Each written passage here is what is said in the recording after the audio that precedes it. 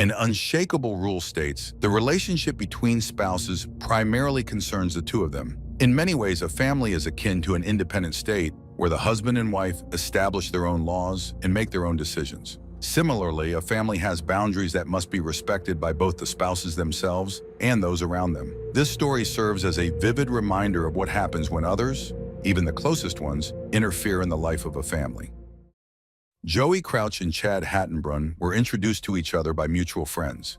Chad attracted Joey because he was unlike her previous boyfriends. He was older, had a good stable job. Chad, in turn, fell in love with Joey's sincerity and her open approach to life.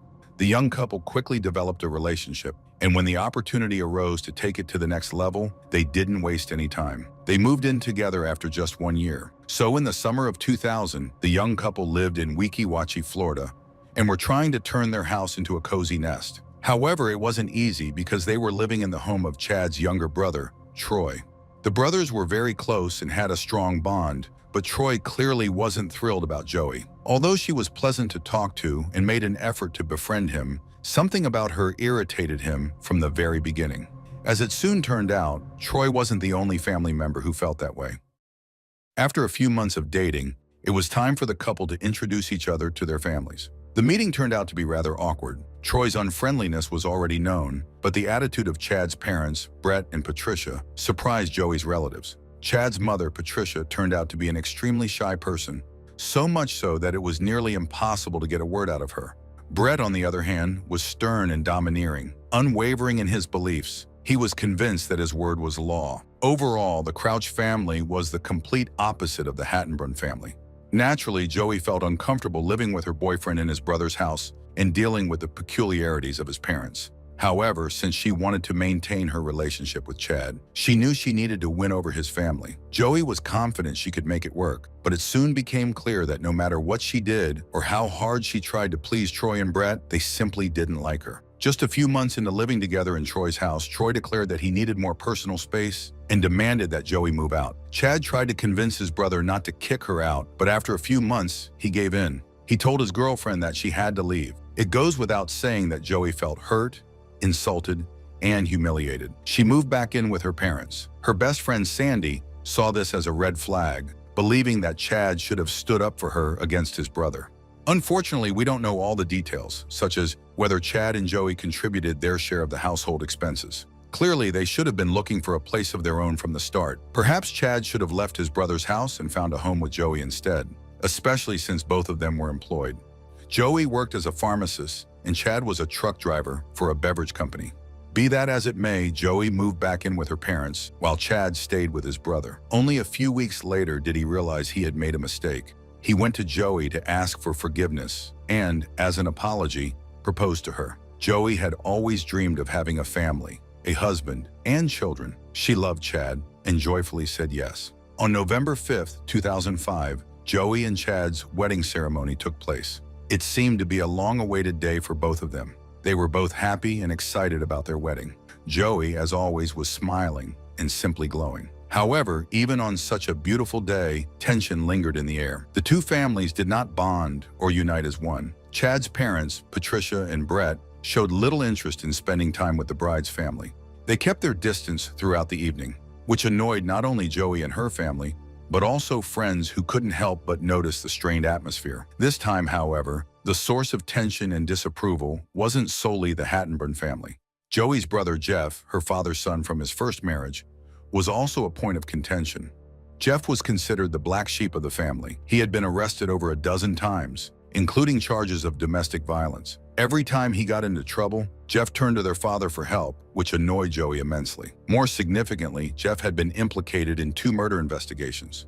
In one, he barely drew police interest, but in the other, he was a suspect. His ex-wife was found strangled on a deserted beach, and Jeff was suspected of her murder. Ultimately, the police dropped their suspicions. The charges were dismissed, and the case remained unsolved. However, it was unclear whether the authorities were convinced of his innocence or simply lacked evidence to prosecute him. Regardless, his relationship with Joey had deteriorated in recent years, though they had been very close as children.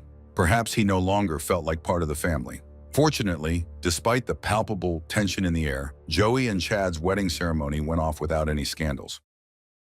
To safeguard their fragile marital happiness, Joey and Chad moved out of Troy's house in the summer of 2006 and into a home of their own. Naturally, Joey was thrilled that they would finally live alone together, but that was not the case. While her relatives never interfered in her relationship with her husband, the same could not be said for Chad's parents. Despite living in their own home, the Hattenbrunn family loomed over them like a shadow, monitoring every aspect of the couple's lives. In fact, Chad, Troy, and their parents' homes were all within walking distance of each other. Moreover, Chad's brothers and father had helped build the homes together. As a result, the young couple was never truly on their own. Brett, Chad's father, often dropped by unannounced, and worse, without knocking. Joey disliked this intrusion but tolerated Brett for the sake of keeping peace in the family. Asking Chad to set boundaries with his father was out of the question. Standing up to Brett, a domineering and authoritative figure, was something Chad simply couldn't handle. Joey's family disapproved of the situation. While they never imagined it would lead to anything serious, they firmly believed that no one should interfere in the life of a young couple. Keeping peace in the family became even more critical when, in 2007, Chad and Joey announced to their loved ones that they were expecting a child. Everyone was thrilled by the news, including Chad's parents, especially after it was revealed the couple was having a boy. However, with the birth of their son, the life of the young parents lost its idyllic glow. Both Chad and Joey deeply loved their son and genuinely cared for him, but the challenges of raising a newborn tested their marriage. They adjusted their work schedules to ensure someone was always home with the baby. When one returned from work, the other would leave. On the rare weekends when Chad could have spent time with his family, Brett demanded that he help with ongoing construction projects. As a result, Joey hardly ever saw her husband. She felt lonely, as though she had become a single mother. The constant absence of her spouse drove a wedge into their relationship. Chad became increasingly distant, spending most of his time either at work or with his father and brother. Joey's loneliness and the growing sense that she was no longer wanted by her husband eventually drove her to take a step she never would have imagined possible. In September 2011, when their son was 3 years old, Joey's despair reached its breaking point. She began communicating with a man online, someone who gave her the attention she had become unaccustomed to. Their conversations turned into something more, but as she told her friend Sandy, they only spoke on the phone and never met in person. Sandy suggested that Joey should honestly share her feelings with Chad, tell him about her fears that he no longer loved her the way he once did, and how she felt unwanted. However, Chad was already aware of her communication with the other man. He noticed that Joey had stopped putting her phone down. Taking the opportunity, he grabbed her phone and saw that she had been exchanging messages with someone. Joey assured him that they were just talking, but this did little to reassure Chad. Feeling unsettled, he decided to seek support from the last person he would have expected, his father, Brett. Brett, who had never been particularly fond of his daughter-in-law, coldly remarked that this was exactly what he had expected from Joey. On September 16, 2011, Troy hosted a small gathering at his house with 6 or 7 friends. While Joey was at work, Chad and their son stopped by Troy's place. There, Chad unexpectedly learned that everyone knew about his family problems. However, if he was expecting support from his relatives, he was looking in the wrong place. Troy mockingly asked him what he was planning to do about his unfaithful wife. At 11:30 p.m., Chad went home because it was time to put their son to bed. A friend drove them back. As Chad got out of the car in front of his house, he heard a wheezing sound. At first, he didn't realize that it was Joey lying on the street in front of their home. It was her gasping for air. She was severely injured, with blood on her face, head, and hair. Every breath she took was more difficult than the last. Chad's friend immediately took their 3-year-old son away from the horrifying scene and called 911. He explained to the police that something terrible had happened to Joey. She was covered in blood and struggling to breathe. While his friend was on the phone with the police, Chad called Joey's mother and his own father. He couldn't tell them what had happened because he didn't know the full extent himself, but he wanted them to come as soon as possible. Police and paramedics arrived just a few minutes after the call. An ambulance rushed Joey to the hospital. She was still clinging to life. The doctors reported that Joey had suffered a severe head injury caused by a blow with some heavy object. In other words, she had been brutally beaten, and her life hung by a thread. The entire family prayed for her, hoping that she would recover, but that didn't happen. The next morning, the severity of the injuries left her with no chance of survival.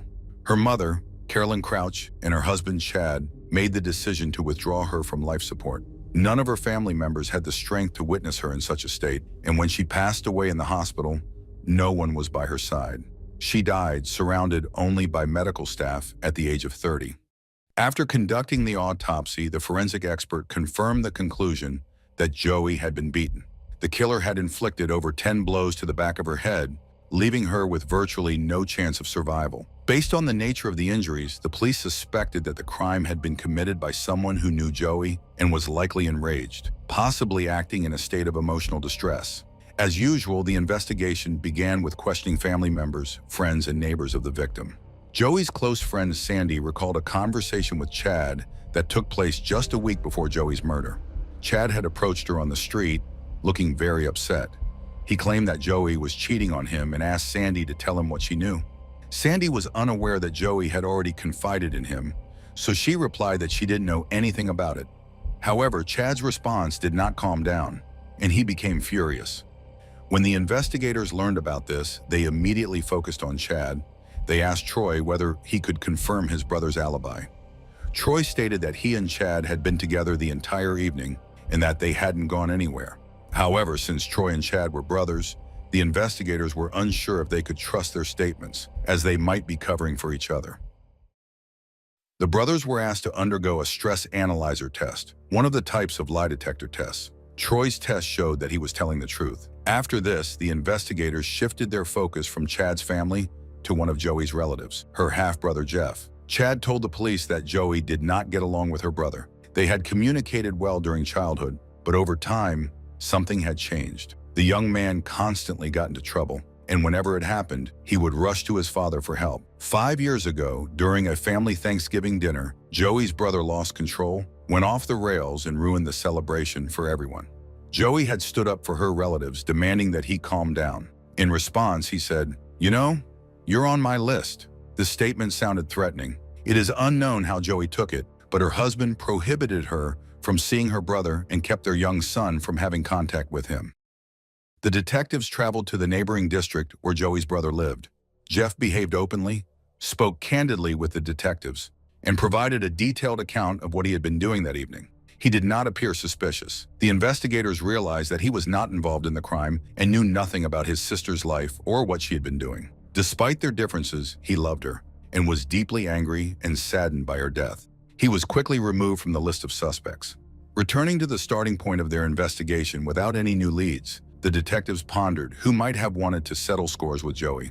They had already spoken to all her relatives and close friends, and all of them were eager to help with the investigation. At this point, the detectives realized they had not paid enough attention to Brett, Chad, and Troy's father, the powerful and stern head of the Hattenbrand clan, who, according to Joey's relatives and friends, wasn't particularly warm towards his daughter-in-law. While the detectives didn't suspect the man of anything, they invited him for questioning to cover all their bases. It was possible that he had a reason for disliking Joey, and it would be helpful to learn about it.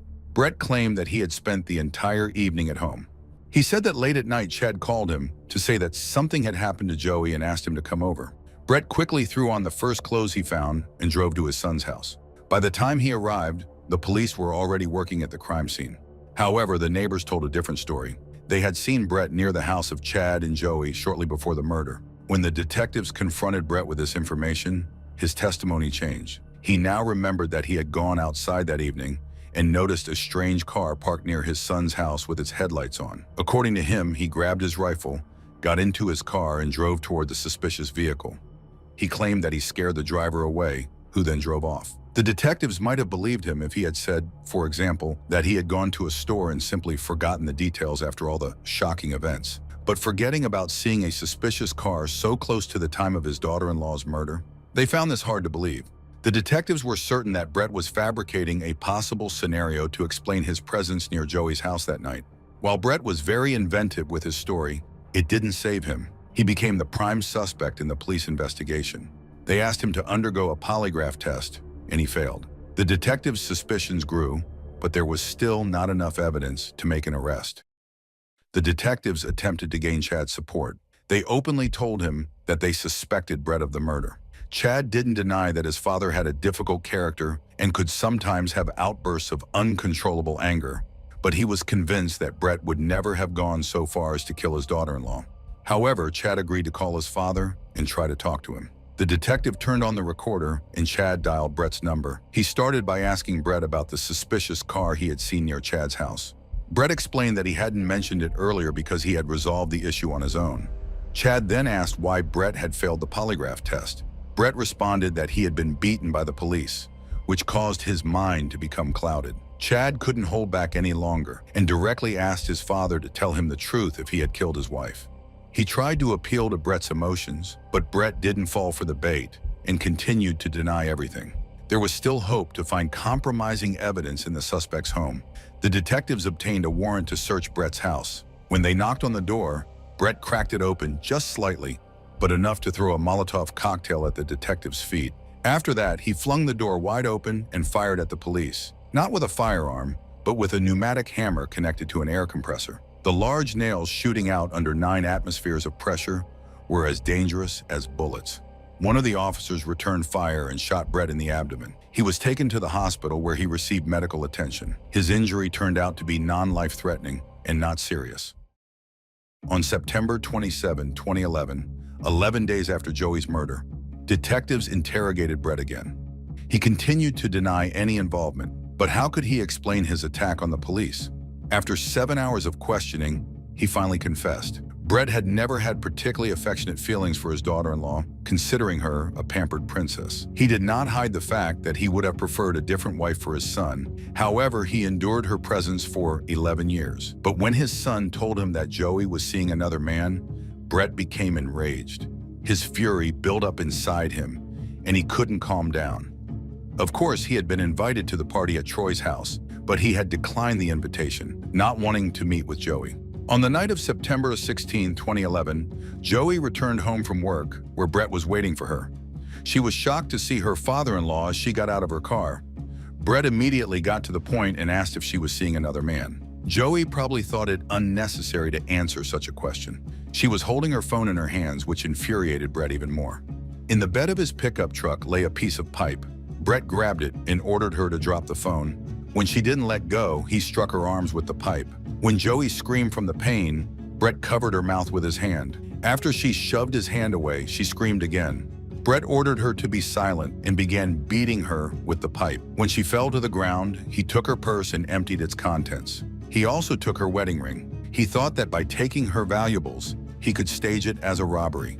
Then, realizing that the police were getting closer to him, he opened fire on the officers with the pneumatic hammer, hoping they would kill him. Based on the interrogation results, Brett was charged with the murder of his daughter-in-law.